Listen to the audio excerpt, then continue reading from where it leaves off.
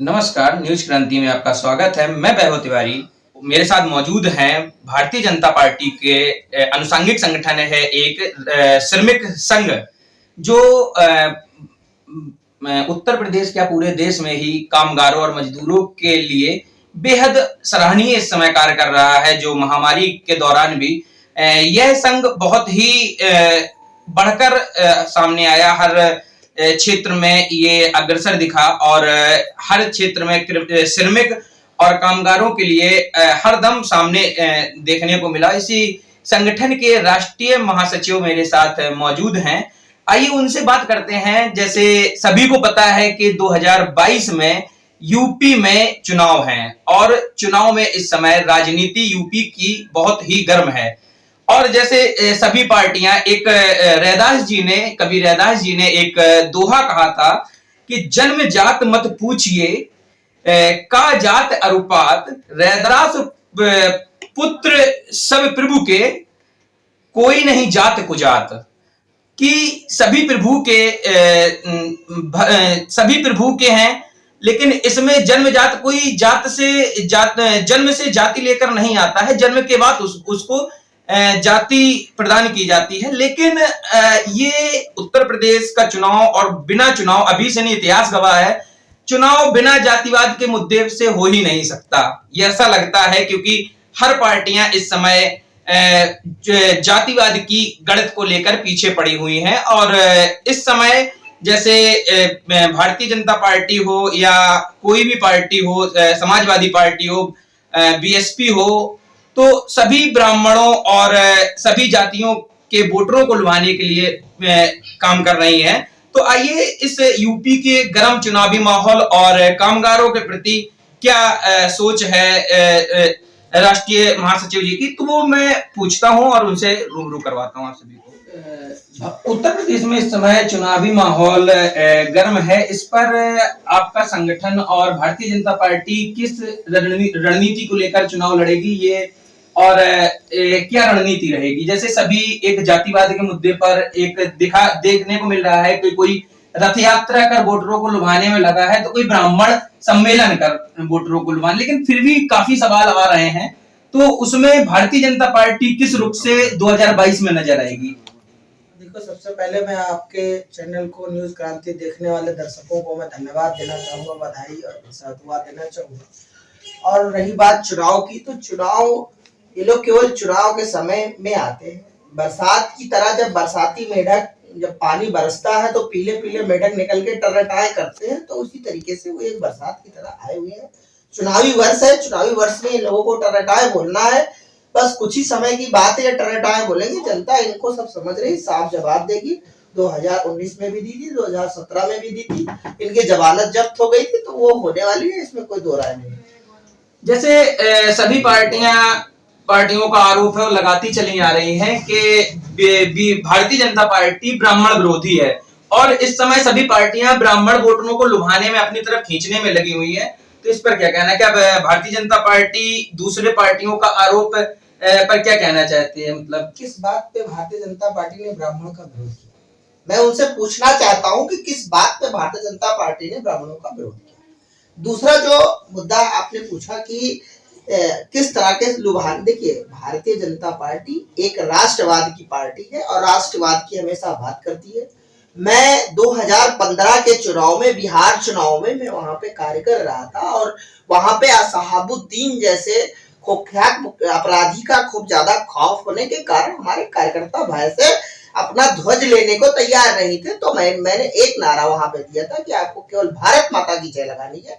यदि आपने भारत माता का जयकारा लगाया तो भारत माता का कोई जय करने वाला कोई और दूसरी पार्टी नहीं हो सकती, केवल भारतीय जनता पार्टी हो सकती। दूसरा जो आपने जातिवाद, मैंने कहा कि ये केवल बरसात के समय में आने वाले लोग हैं।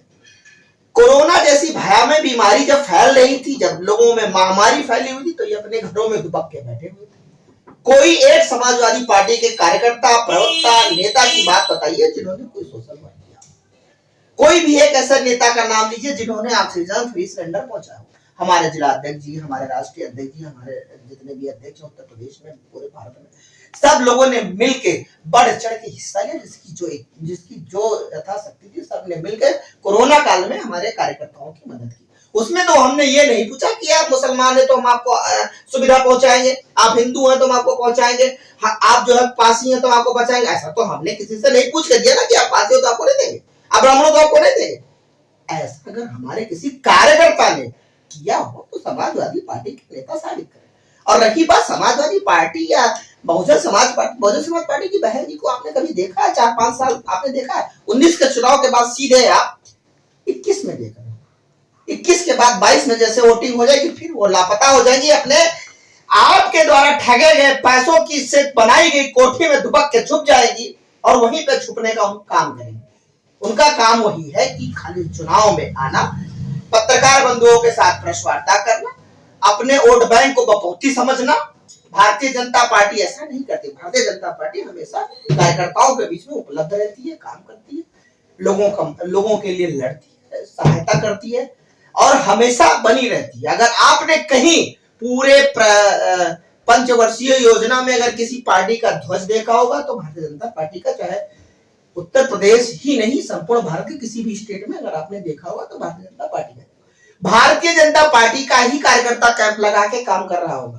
किसी और पार्टी के दल, किसी और दल के कार्यकर्ता, ये तो और उल्टा हमारे देश के साइंटिस्ट के ऊपर प्रश्नवाचक चिन्ह लगा रहे हैं, हमको वैक्सीन पे भरोसा नहीं, जबकि उनके पिताजी, पूजनीय पिताजी हमारे उत्तर प्रदेश में नेताजी के नाम से जाने जाते हैं, पूर्व मुख्यमंत्री आदरणीय मुलायम सिंह यादव जी स्वयं कोरोना वैक्सीन लगवा रहे हैं और वो कह रहे हैं हमको तो भाजपा की वैक्सीन में भरोसा नहीं।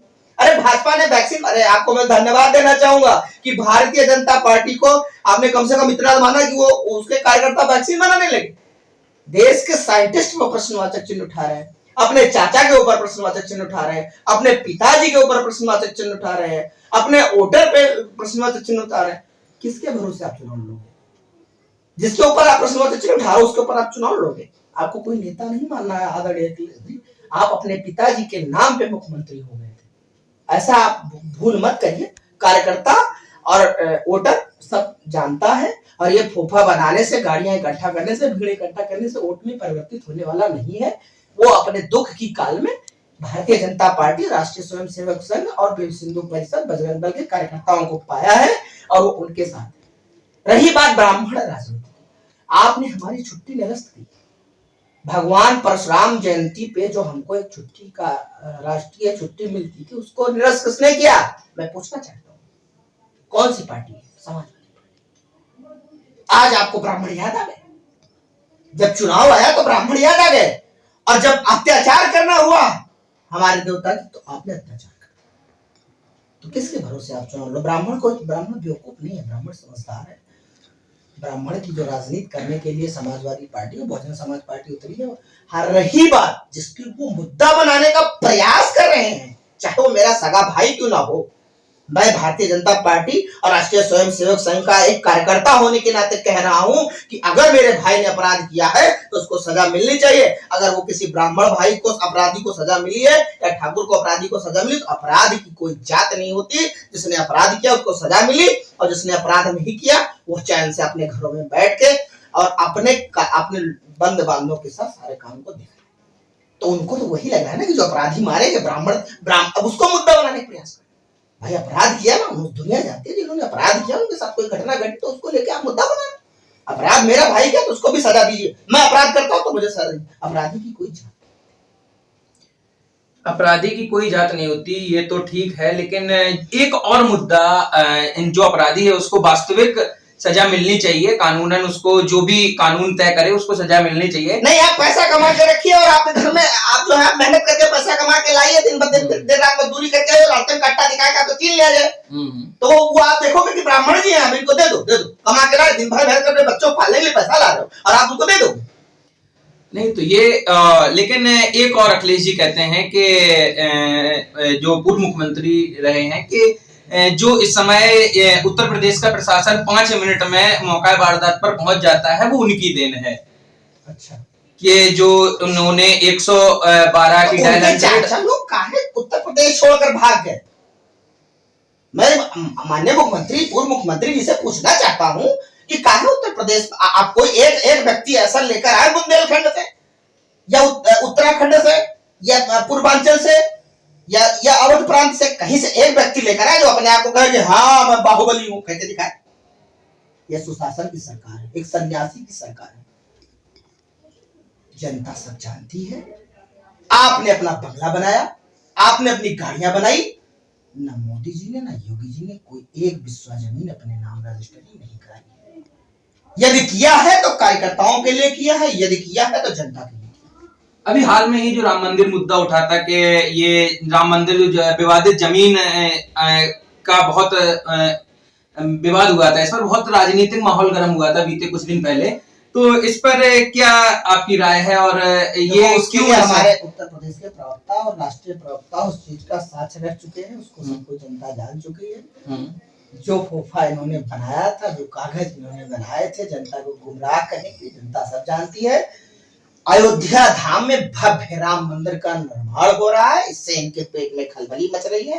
कार सेवकों पर गोली चलवाई इन्होंने ही थी, बाबरी मस्जिद बनवाई इन्होंने ही थी, और विध्वंस भारतीय जनता पार्टी राष्ट्रीय स्वयंसेवक के कार्यकर्ताओं ने की थी। यदि किसी ने हिंदुत्व के लिए लड़ाई लड़ा है तो राष्ट्रीय स्वयंसेवक संघ भारतीय जनता पार्टी के कार्यकर्ताओं ने लड़ाई। रही बात आज जब सब यूनाइट हो रहे हैं, हमारे हिंदू भाई एक हो रहे हैं, समझ चुके हैं कि अब हमें किसी के फोफे में नहीं, हमें अपने विकास की चिंता है, हमें अपनी शिक्षा की चिंता है, हमें अपने कार्यशैली की चिंता है। हम यशस्वी नितिन एक और सबसे अहम मुद्दा कि जब भारतीय जनता पार्टी की उत्तर प्रदेश में सरकार आई थी तो एक सबसे पहला सवाल था हमारे मुख्यमंत्री योगी जी का कि उत्तर प्रदेश को कुछ ही महीनों में गड्ढा मुक्त कर देंगे। तो क्या इस पर गड्ढा मुक्त लगता है कि वास्तविक में गड्ढा मुक्त हुआ है उत्तर प्रदेश? आप कानपुर से यहाँ तक आए, कहीं गड्ढा मिला है? हमें तो बगल में ही मिला है, कॉलोनी में मिला। कॉलोनी में नहीं, मेन सड़क पर आपका जो हाईवे है जगह जगह खोदे हुए हैं। देखिए, इसके लिए मैं आपको भरपूर जवाब दे देता हूँ। आप जो सड़क मेन रोड की आपने बात कर दी, क्योंकि आप कानपुर से यहाँ तक आए तो एनएच के द्वारा आए हैं, और हमारे यशस्वी नितिन गडकरी जी ने, हमारे केंद्रीय परिवहन मंत्री जी ने एक अलग से नीतियां बनाई है कि आप और आपका बेटा और बेटे का बेटा तक गारंटी वाली सड़क बना रहे हैं, और ऐसी सड़क एनएच की सड़क होगी।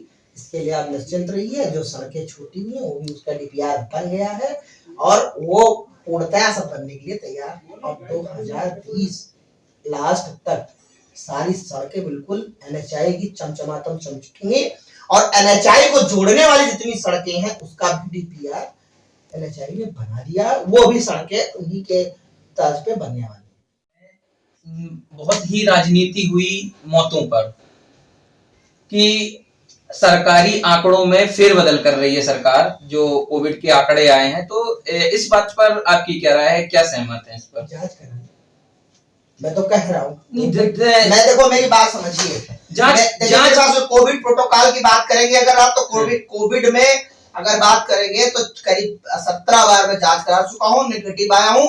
मेरे 2 बेटे हैं और दोनों छोटे हैं, 5 साल का, एक 2 साल का, बूढ़ी माँ है, हमारी बूढ़ी सास है, सबके साथ में रहता था, और पूरे कोरोना काल में कोविड पेशेंटों के साथ रहा हूँ, उनकी मदद किया हूँ, उनके लिए ऑक्सीजन सिलेंडर, भोजन की व्यवस्था। कोविड काल में घबराने की नहीं, सुन लीजिए, घबराने की जरूरत नहीं थी, हिम्मत से काम लेने की जरूरत थी। रही बात आंकड़ों की, अगर कोविड काल में देखा जाए तो आदमी घबराहट से ज्यादा मृत्यु हुई है, कोविड से कम हुई है। कोविड एक तरह की एलर्जी है, और उस एलर्जी के रोकथाम के लिए भारत सरकार, राज्य सरकार तन मन से लगी हुई थी, और पूरे तरह से डॉक्टर लगे हुए थे। व्यक्ति केवल घबरा के अपनी मौत को गले लगाया, बाकी ऐसी कोई स्थितियां नहीं थी, जो मैं अपना एक्सपीरियंस आपको बता